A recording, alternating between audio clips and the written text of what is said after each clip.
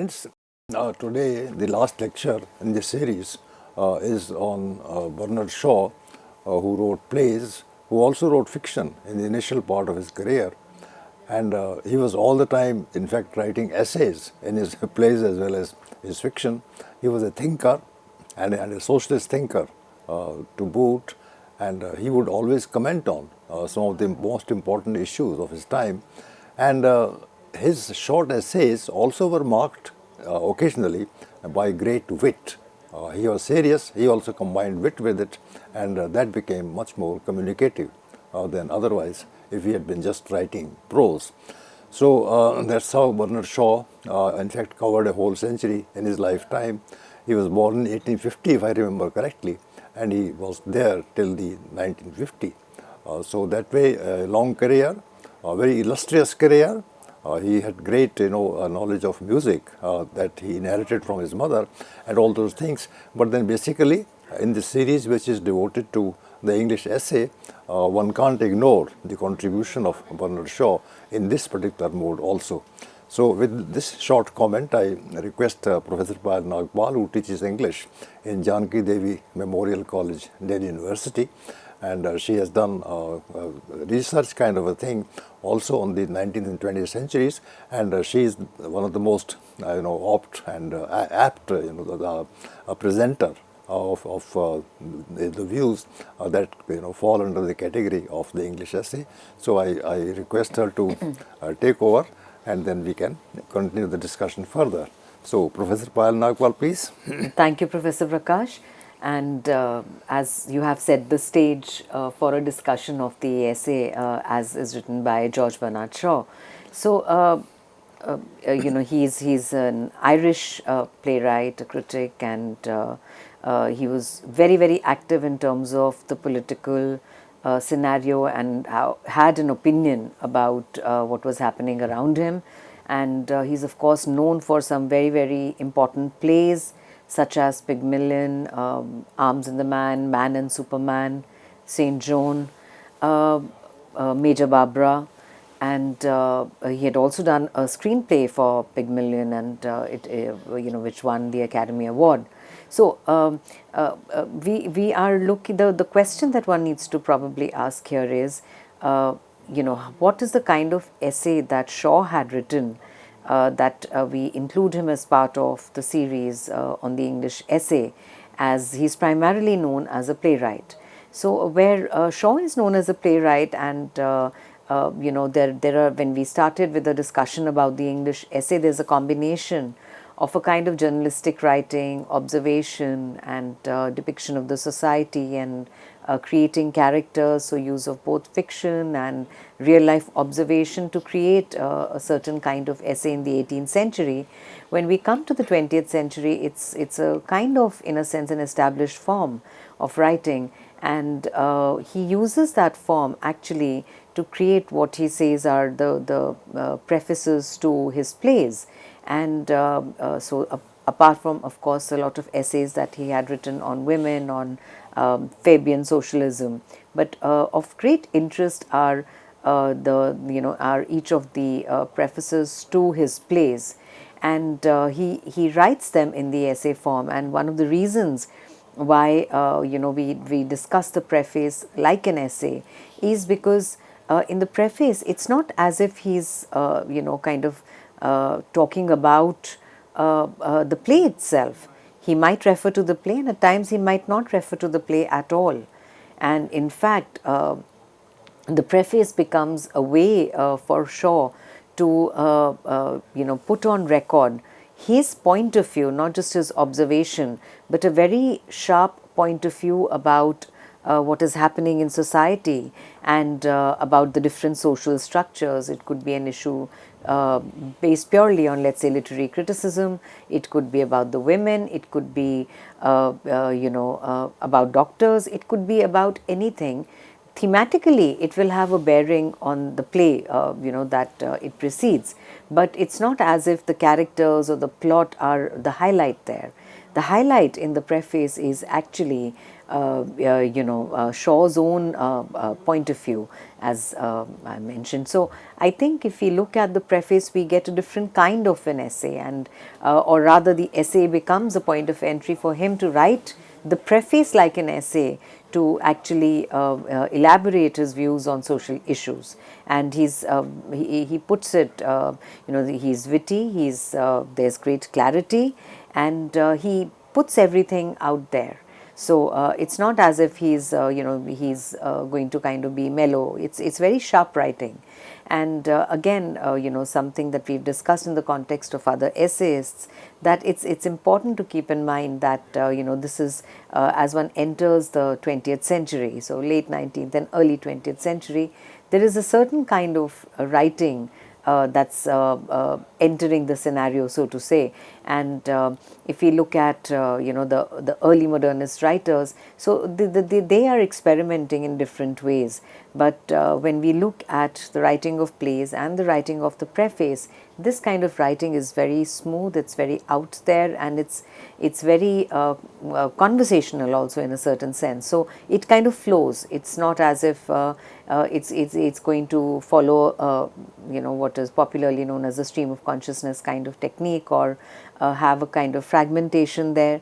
No. And it's interesting that the essay actually becomes it refutes in a sense this kind of writing and this kind of understanding of society. Instead, it probably takes on from the preceding century some of its valuable points to kind of continue with that in the 20th century. Professor Payal Nagpal, as you've been struggling to offer the rationale of the long prefaces of his plays, and you are doing it so well. So I have to ask you a question in that context. Yes. For instance, when he writes these long prefaces, and some prefaces are longer than the plays text, but then the argument that you are giving gives me an idea, that perhaps he is writing a cluster of essays in the prefaces. Yes. So they touch upon different aspects of life, of culture, of politics, and as the paragraph comes to an end, the other essay starts. So that kind of thing. So I was wondering whether you would agree if I say that the prefaces contain so many essays in them in the virtual English essay form, and when they are together, then they form a kind of connect that makes them move towards the larger whole of society.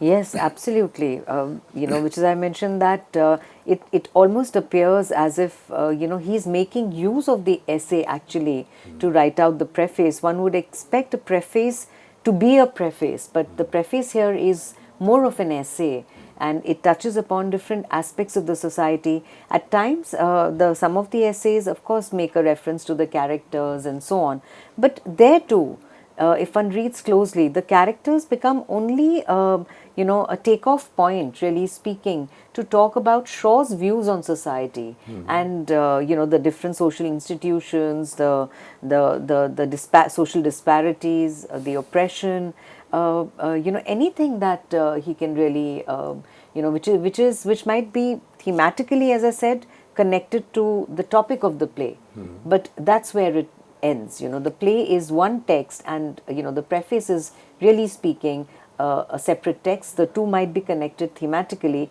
but it's not as if the plot, the characterization, or the movement that is there is to be seen in the preface. The preface reads very differently. Both are very sharp. Yes. You also suggest, in your discussion, because you have brought in characters, so I'm wondering about them now. Some of the characters speak long dialogues. Some dialogues run into 1 page, even 1.5 page, and even Don Juan talks for 3-4 pages. So when those characters express their opinion about aspects that are touched upon in the play, then those long dialogues of the characters also appear like in the English essay.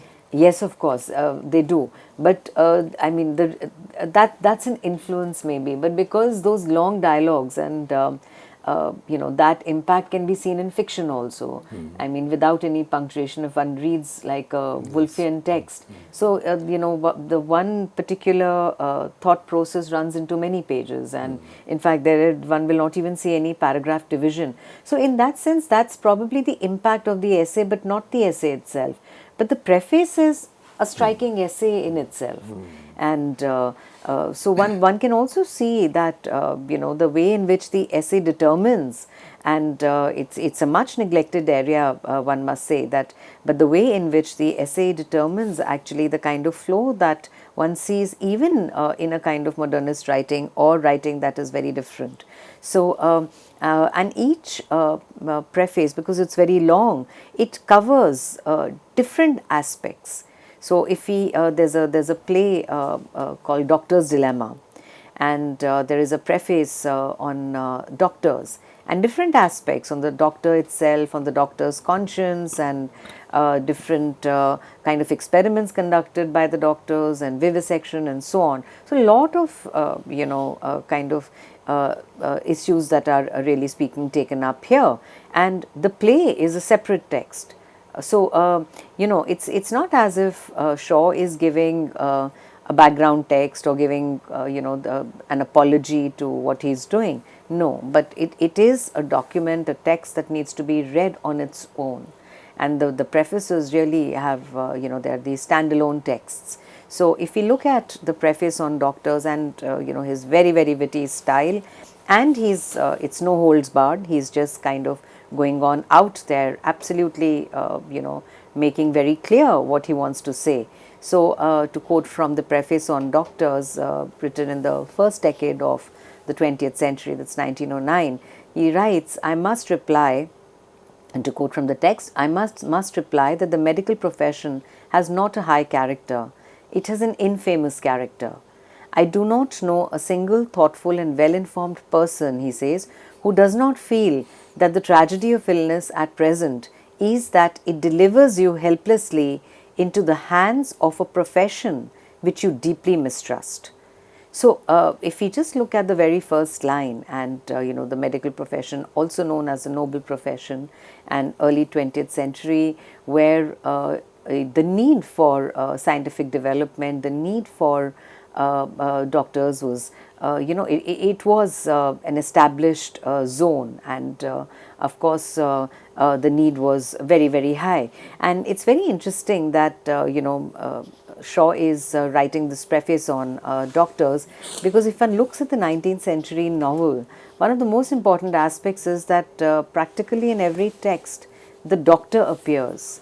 So, if one can go back to Madame Bovary, or one can talk about any other text, the doctor is an important character, and the reason for that is that industrialization, scientific development, all these kind of gave a certain credibility. And at the same time, Shaw is looking very, very carefully at this notion of credibility that has been accorded to the profession, and he's saying that it should be looked at as any other, and there are reasons for it. He gives his own reasons for it. So he says it doesn't have high character, he says it has an infamous character, and he says that this is your illness actually transposes you to a doctor or a space that you have to trust, but and he says that the most revolting cruelties are practiced here, because obviously the scientific development is based on a certain kind of understanding of anatomy and information garnered from probably dissecting animals and bodies and so on. So he says these are the most revolting cruelties that are practiced in the pursuit of knowledge, and he says on these grounds he says it would equally justify practicing the same cruelties on yourself. So or burning down London to test a patent fire extinguisher. Professor, on Payal Nagpal, on a lighter note, I may also tell the audience and the viewers that Professor Payal Nagpal comes from a doctor's family. And she must be squirming inside that she is saying all this, that they are an infamous profession, and they perpetrate a kind of cruelty on animals and all. So just just take it with a pinch of salt. Professor Payal Nagpal knows that doctors are under the attack here, under the scanner, Yes. and Bernard Shaw is no holds barred kind of Absolutely comment. no holds barred. And yeah, thank you for that anecdote here. But yes, it becomes, one really wonders and asks as to why, he kind of does this. And if one actually looks at the play Doctor's Dilemma, and what is the dilemma of the doctor, he has a choice to make. He's discovered some new treatment, so he has to choose. Out of two, he has to choose one people. First, out of a larger number, he has to choose 10, and then out of two, he has to choose one. And which one should he choose is the question. And is the doctor's choice free of biases? So these are the kind of questions that the play takes up. But Shaw very cruelly, kind of absolutely goes out there for his attack on doctors. And he says that it is very unscientific to allege or believe that doctors do not, under existing circumstances, perform unnecessary operations and manufacture and prolong lucrative illnesses. So somewhere, one wonders if his very, very vehement attack on the medical profession is because of a certain kind of, capitalist impact on the conversion of a noble profession into a kind of industry itself. And this is something that, one may ask as to why Shaw is really talking about this field in this manner. So, then he says that there are certainly people who are above what he calls suspicion, and these are people who are sought after, because their patients have been cured. So he also goes on to talk about the conscience of the doctor, and here he again makes a scathing attack and says that there is another difficulty in trusting the honor and conscience of the doctor, and he says the doctor should not be looked at as a separate entity, but probably like other Englishmen, because like the other Englishmen who have no honor and no conscience. And he says, to quote from his preface, what they commonly mistake for these is sentimentality and an intense dread of doing anything that everybody else does not do, or omitting to do anything that everybody does. So, it's this sort of, conscience that he questions, and, makes it, he is not crediting the medical practitioner with, a conscience, so to say. So he says that both the profession and the entity of the professional should be looked at as a profession itself, but should not be kind of eulogized to think that the person possesses a kind of godlike character, or the field is noble in that sense. And so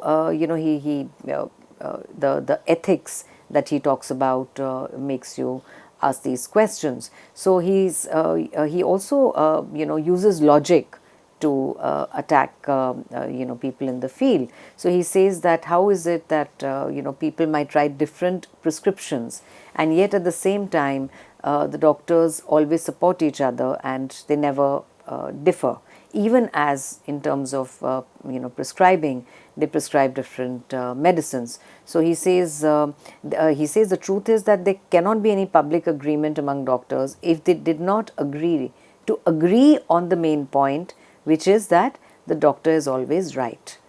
And so he says it is because they move with this rule of thumb that whatever the doctor has written is the correct thing. It's because they are supportive of each other that this happens. So he says that and he talks about how, he gives an example how during the influenza epidemic towards the end of the 19th century, a London evening paper sent a journalist patient to all the consultants who of course they came up with different prescriptions the case, he says, was the same, but the prescriptions were different, and so was the advice. So, but he says, how is it that the treatment that is put forth by one doctor is going to be the same as the other? So, he finally arrives at the conclusion that actually, he says doctoring, and he deliberately uses the word doctoring, which is like a fabrication. He says, he calls it an art and not a science.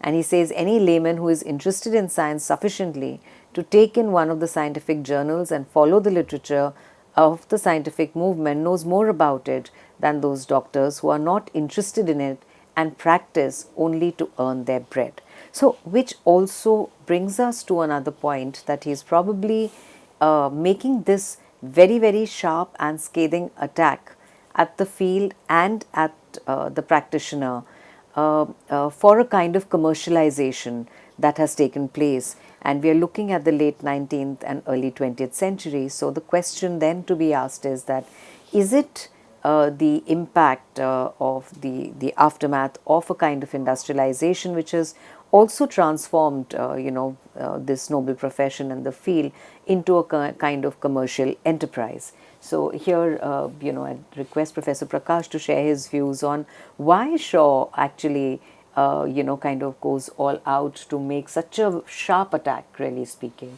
Actually, as it has come out from your analysis, he's not talking about doctors per se. He's talking about the part that they play in the overall context of capitalism, commercialization, as you rightly call it, and they are earning their bread through it. So because they earn their bread, so they are medical dog workers, medical producers, not coming into the point of ethics where they are supposed to offer a social service. And if they don't offer a social service and are in the shop where these dealings happen, therefore the very contention of a noble profession, as you rightly call it, turning into a money earning venture. This is the basic point that Bernard Shaw is making, and I think is very correct. So he is critiquing in that sense the commercialization of knowledge, and that knowledge can be maybe in the medical field. It can also be in commerce. It can be there in industry. It can be there even in writing, even culture. Yes. So that way, the point that you make is seminal. That he's talking about the overall atmosphere in which different professions and the connected with nobility or with good intentions, they come into focus as points of entry into the world of money. So it's very, very good, and I totally agree with you on this. Yes, and in fact, he not only talks about kind of the social zeal that is missing, but also the desire to engage with the latest in the scientific world. He says that is also missing. So he says that people are using this field only to, what he says, earn their bread, and to not go beyond that, which makes the whole enterprise extremely mechanical. So I think somewhere Shaw is making two important points. One, the need for doctors, medical practitioners to be abreast with the changes, and so it's a fast changing world. The first couple of years of the 20th century itself were path breaking in lots of ways. So it's important to be abreast with the changes, and at the same time to keep the social zeal in mind. But he says there are enough people who are actually practicing in the most mechanical of ways, and as the play then bears out this idea.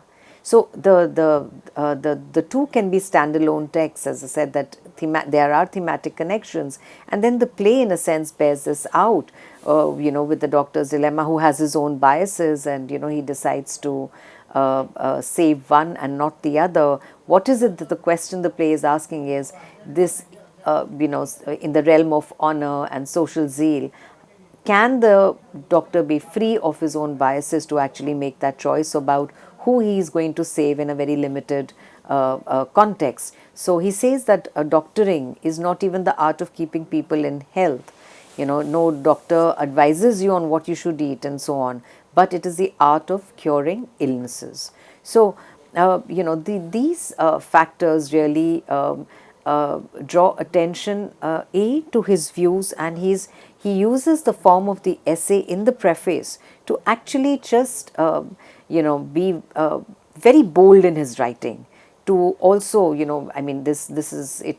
The first couple of lines about, why we are looking at it, as a noble profession. So when he says that, it is this kind of aggrandizement of the medical profession is not needed. So in a sense, he immediately catches attention. So there is a certain kind of shock value also to what he is writing, but he is writing in the most matter of fact manner, and this makes it.